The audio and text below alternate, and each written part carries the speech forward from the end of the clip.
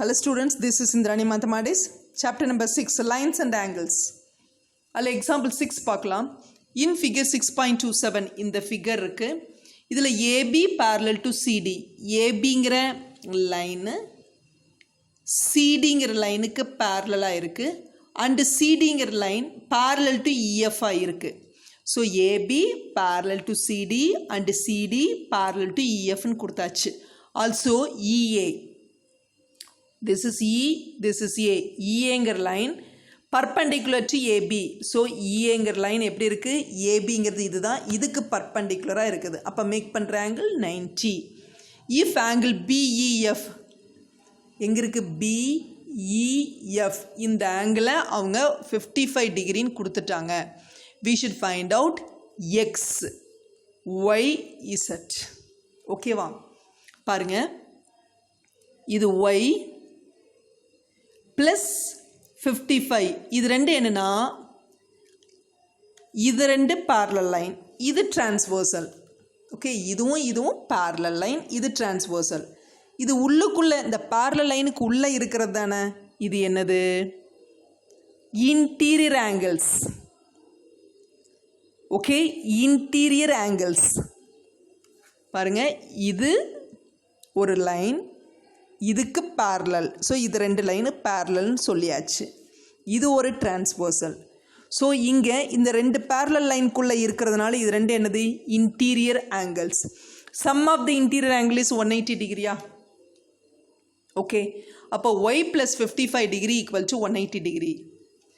Interior angles on the same side of the transversal. பாருங்கள், transversal அதுக்கு எந்த side எடுத்திருக்கிறேன்? டவுனில் எடுத்திருக்கிறேன். ஓகேவா? அதுவும் எப்படி இருக்குது? இந்த parallel லைனுக்கு உள்ளே இருக்குது. ஸோ இது ரெண்டுமே இன்டீரியர் ஆங்கிள்.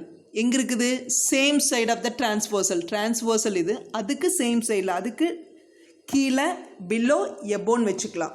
இப்போ நம்மளுக்கு பிலோவில் கிடைக்கக்கூடிய ரெண்டு இன்டீரியர் ஆங்கிள், எதுக்கு? டிரான்ஸ்வர்சலுக்கு பிலோவில் இருக்கக்கூடிய ரெண்டு இன்டீரியர் ஆங்கிள், இது ரெண்டையும் சம் பண்ணிங்கன்னா 180 டிகிரிங்கிற தியரம் நம்மளுக்கு தெரியும். So y equal to 180 minus 55, that is 125.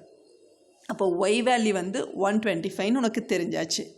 Again பாருங்கள், இந்த லைனும் parallel, இது ஒரு டிரான்ஸ்வர்சல். பாருங்கள், இதுவும் ஒரே சைடில் தான் இருக்குது. ஸோ இது ரெண்டுக்கு பேர் கரஸ்பாண்டிங் ஆங்கிள்ஸா? அப்போ கரஸ்பாண்டிங் ஆங்கிள்ஸ் ரெண்டு ஈக்குவலா? அப்போ x ஈக்குவல் டு y தானே. அப்போது x ஈக்குவல் டு ஒய்ங்கிறது எவ்வளவு? 125 டிகிரி. ஸோ எக்ஸோட வேல்யூவும் 125 இருக்கும். முடிஞ்சிச்சா? எக்ஸ் தெரிஞ்சாச்சு, ஒய் தெரிஞ்சாச்சு. அடுத்தது வா, ஏபி parallel டு சிடி. இதுதான் ஏபி. ஏபி எப்படி இருக்கும்? சிடிக்கு பேரலாக இருக்குது. And CD is parallel to EF. அப்போது இதுவும் parallel. Do you agri?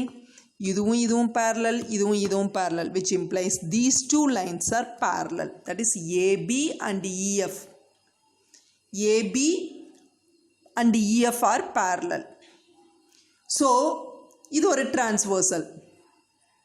கரெக்டா? இது ஒரு transversal. அப்போ what is the meaning?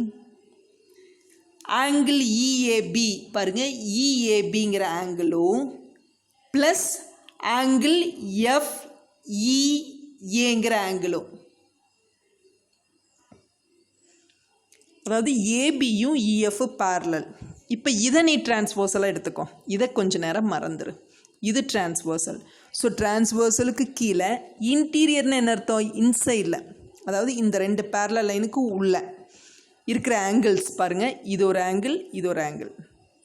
இந்த டிரான்ஸ்வர்சலுக்கு கீழே இருக்குது, பிலோவில் ஒரே சைடில் தான் இருக்குது.